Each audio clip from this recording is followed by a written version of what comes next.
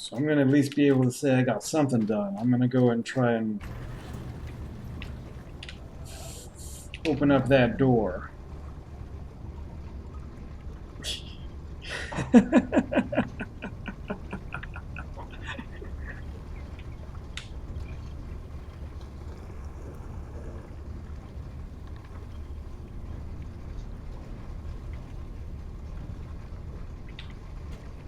Because whatever it is, I should be able to do it now.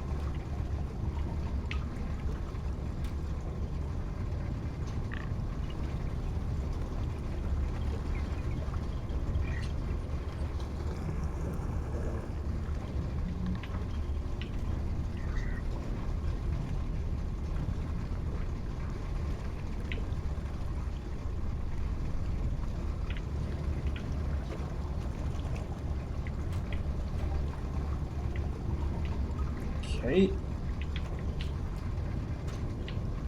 Let me over.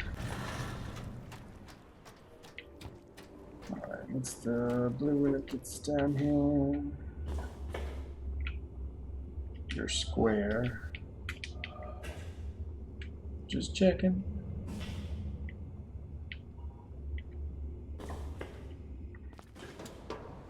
Never know. Okay. Alright, so get to the other side of this.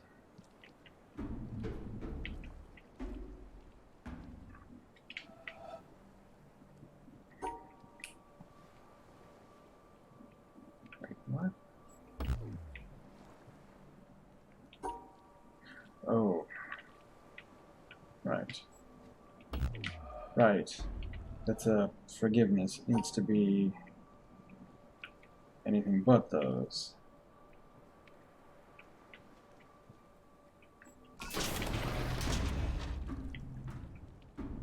Okay, so that would be great if I was down there, but at the moment I'm not.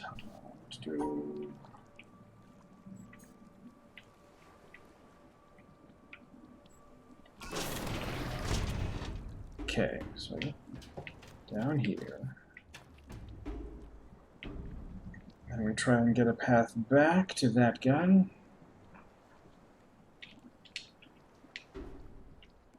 From here.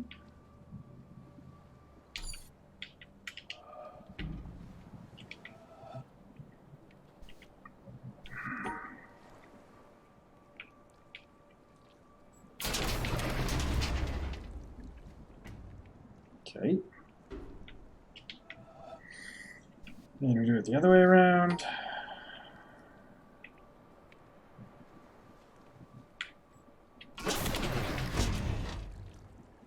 And then from this side.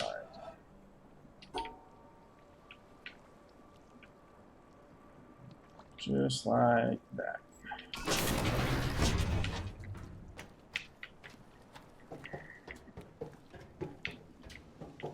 This is the way to that door, isn't it? It is not the way to that door.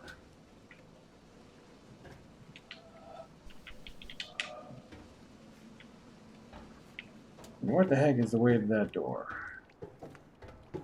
Oh, yeah. Okay.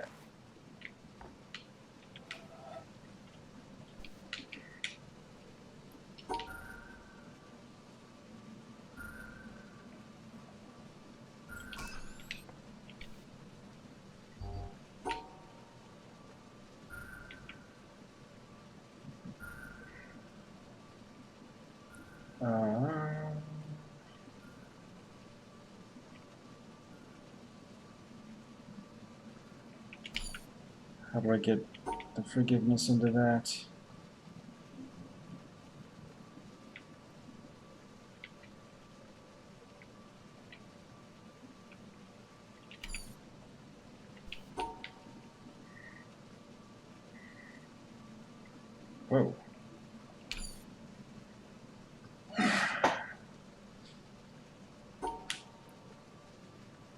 I mean, you can't just do that, obviously.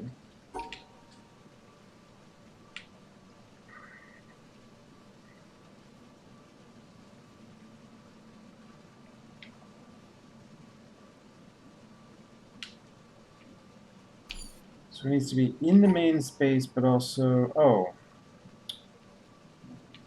It can just be any... No? Oh, wrong. Wrong chirality. Do it like that. There we go. Okay.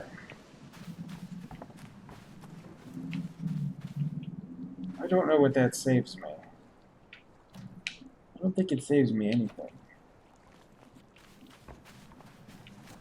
Just means I can go out this way now.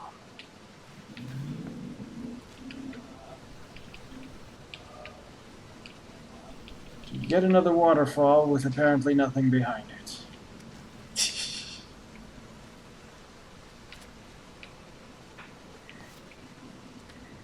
Ooh! Oh! What is this?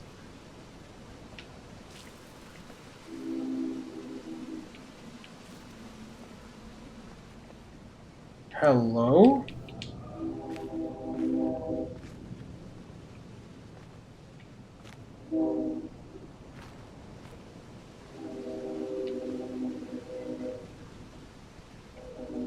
Oh boy.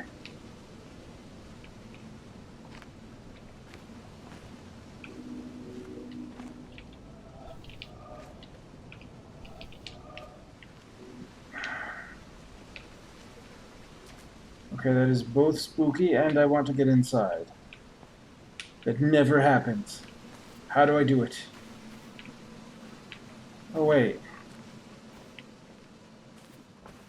What? What?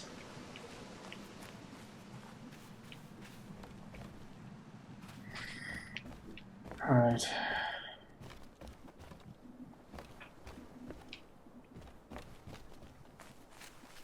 So now I have to find the entrance to that area.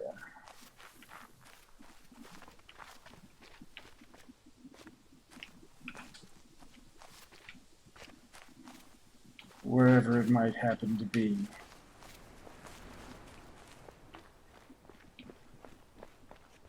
Oh. Do I have to get inside the mountain altogether?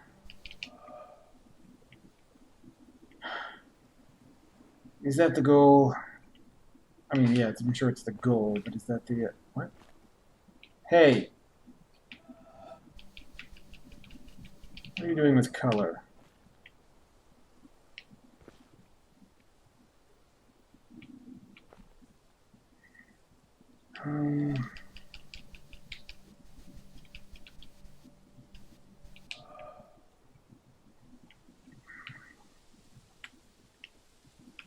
It's like I don't think I've ever seen that statue. Where are all these areas that I haven't been to?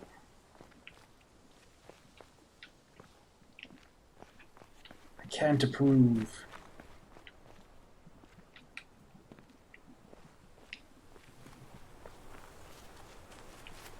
Alright. So we got some exploring to do, I guess.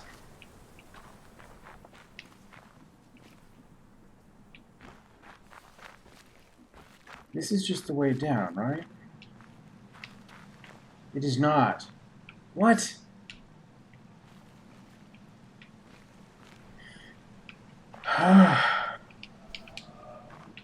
Okay, well, how do I get it there? Why? Why are you going to keep showing me all these blocked off entrances that I've never ever seen before?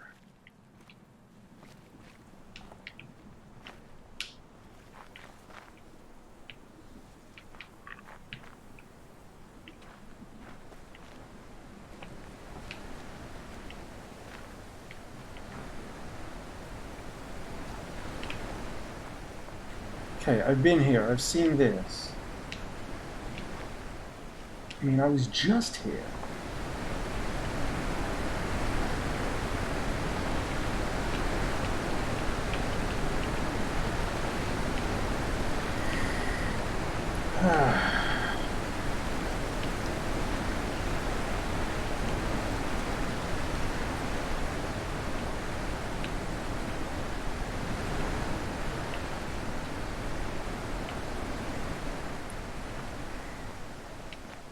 Great.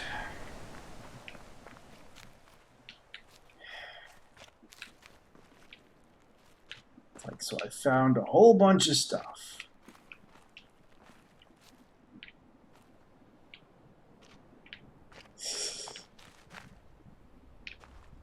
With which I have no idea what to do. I need to get in this mountain one way or another.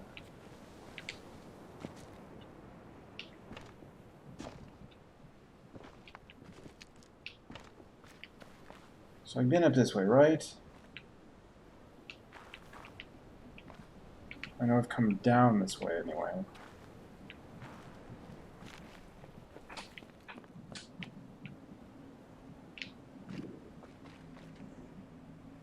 I've done that.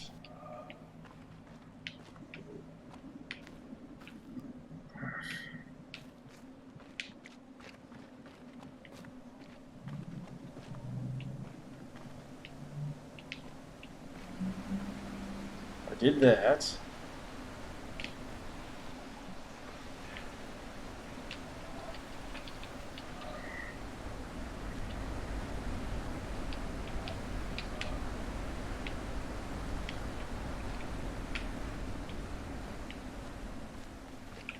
Wait, what?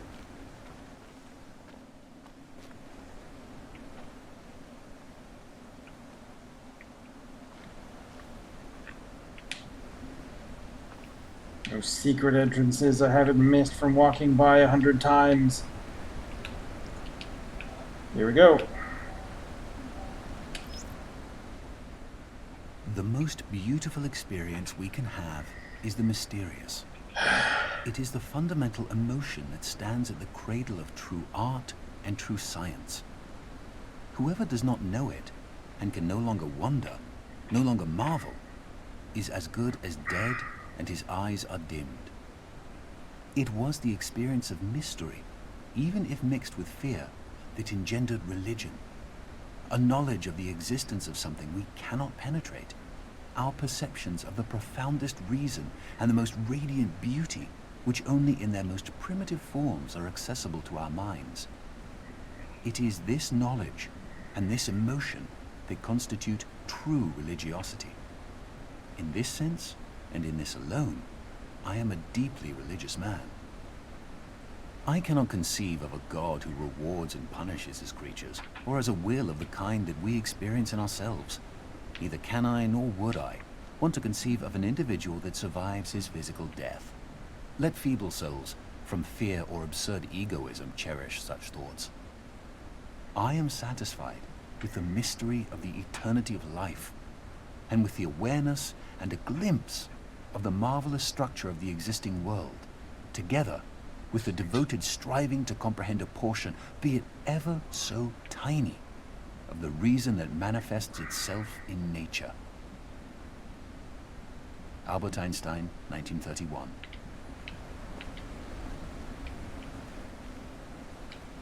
That was a little muddled, wasn't it? I don't know.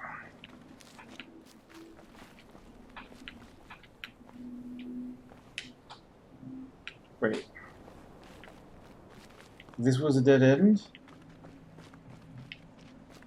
This was not the way that continued up the mountain? Yes. This was a dead end and not the way that continued up the mountain. But I had been there before. I just hadn't seen Albert Einstein's message. Alright.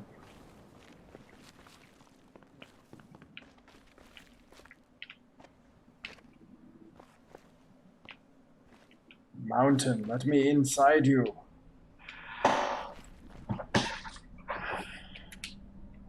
Sunflower. That's nice.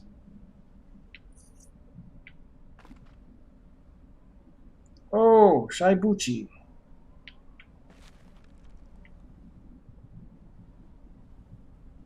How's it going?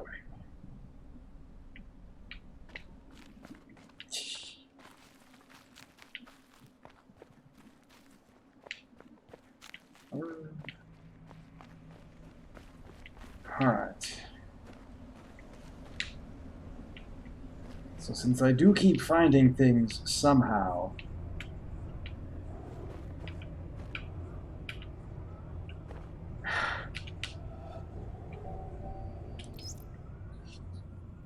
Up there, you go around every hour and a half. Hey. Time after time after time. You wake up usually in the mornings, and just the way that the track of your orbits go, you wake up over the Mideast, over North Africa. As you eat breakfast, you look out the window as you're going past, and there's the Mediterranean area, and Greece, and Rome, and North Africa, and the Sinai, the whole area. And you realize that in one glance, that what you're seeing is what was the whole history of man for years, the cradle of civilization. And you go around down across North Africa and out over the Indian Ocean, and look up at that great subcontinent of India, pointed down toward you as you go past it. Where they had And Ceylon civilization off to the too? side, Burma, Southeast Asia, out over the Philippines, and up across that monstrous Pacific Ocean. Vast body of water. You've never realized how big that is before. And you finally come up across the coast of California and look for those friendly things. Los Angeles and Phoenix, and on across El Paso. And there's Houston. There's home. And you look, and sure enough, there's the Astrodome. And you identify with that, you know? It's an attachment. And down across New Orleans, and then looking down to the south, and there's the whole peninsula of Florida laid out. And all the hundreds of hours you spent flying across that route, down in the atmosphere, all that is friendly again. And you go out across the Atlantic Ocean and back across Africa. And you do it again, and again, and again. And that identity, that you identify with Houston, and then you identify with Los Angeles, and Phoenix, and New Orleans, and everything. And the next thing you recognize in yourself is you're identifying with North Africa. You look forward to that. You anticipate it. And there it is. That whole process begins to shift of what it is you identify with. When you go around it in an hour and a half, you begin to recognize that your identity is with that whole thing. And that makes a change. You look down there, and you can't imagine how many borders and boundaries you crossed again and again and again. And you don't even see them. At that wake-up scene, the Mideast, you know there are hundreds of people killing each other over some imaginary line that you can't see. Why are we at From that? where you see it, the thing is a whole, and it's so beautiful. And you wish you could take one from each side in hand and say, look at it from this perspective. Look at that. What's important? And so a little later on, your friend, again those same neighbors, another astronaut, the person next to you goes out to the moon. And now he looks back and sees the Earth not as something big where he can see the beautiful details, but he sees the Earth as a small thing out there. And now that contrast between that bright blue and white Christmas tree ornament and that black sky, that infinite universe, really comes through. The size of it, the significance of it, it becomes both things. It becomes so small and so fragile, and such a precious little spot in that universe that you can block it out with your thumb. And you realize that on that small spot, that little blue and white thing is everything that means anything to you. All of Doing all history right, and just music and pretty poetry stuck in this and art game. and war and death and birth and love, tears, joy, games, all of it is on that little spot out there that you can cover with your thumb. And you realize that that perspective, that you've changed, that there's something new there. That relationship is no longer what it was. And then you look back on the time when you were outside on that EVA and those few moments that you had the time because the camera malfunctioned, that you had the time to think about what was happening. And you recall staring out there at the spectacle that went before your eyes. Because now, You're no longer inside something with a window looking out at a picture. But now you're out there, and what you've got around your head is a goldfish bowl, and there are no limits here. There are no frames. There are no boundaries. You're really out there, over it, floating, going 25,000 miles per hour, ripping through space, a vacuum, and there's not a sound. There's a silence, the depth of which you've never experienced before. And that silence contrasts so markedly with the scenery and the speed with which you know you're going. That contrast, the mix of those two things, really comes through. And you think about what you're experiencing and why. Do you deserve this? This fantastic experience? Have you earned this in some way? Are you separated out to be touched by God to have some special experience here that other men cannot have? You know the answer to that is no. There's nothing that you've done that deserves that earned that. It's not a special thing for you. You know very well at that moment, and it comes through to you so powerfully, that you're the sensing element for man. You look down and see the surface of that globe that you've lived on all this time, and you know all those people down there. They are like you. They are you. And somehow you represent them when you are up there. A sensing element, that point out on the end, and that's a humbling feeling. It's a feeling that says you have a responsibility. It's not for yourself. The eye that doesn't see does not do justice to the body. That's why it's there. That's why you're out there, and somehow you recognize that you're a piece of this total life. You're out on that forefront, and you have to bring that back somehow. And that becomes a rather special responsibility. It tells you something about your relationship with this thing we call life. And when you come back, there's a difference in that world now. There's a difference in that relationship between you and that planet, and you and all those other forms of life on that planet, because you've had that kind of experience. It's a difference, and it's so precious. And all through this, I've used the word you because it's not me. It's not Dave Scott. It's not Dick Gordon, Pete Conrad, John Glenn. It's you. It's us. It's we. It's life. It's had that experience. And it's not just my problem to integrate. It's not my challenge to integrate, my joy to integrate. It's yours. It's everybody's.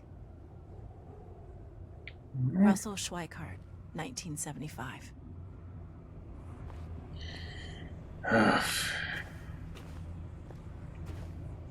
All right.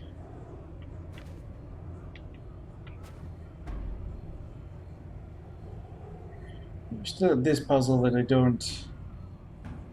didn't have any kind of solution to with these guys in the way.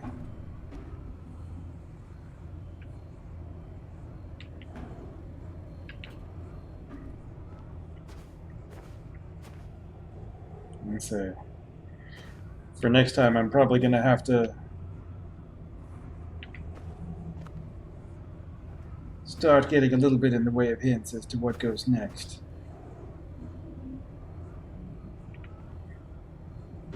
But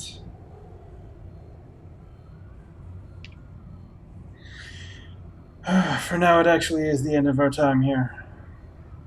I'm going to have to leave off, and we'll come back to this on Thursday. Hopefully, we'll have more of an idea of how to get through and make some progress maybe towards the end. Thank you for coming by and for hanging out. Y'all have a great day out there.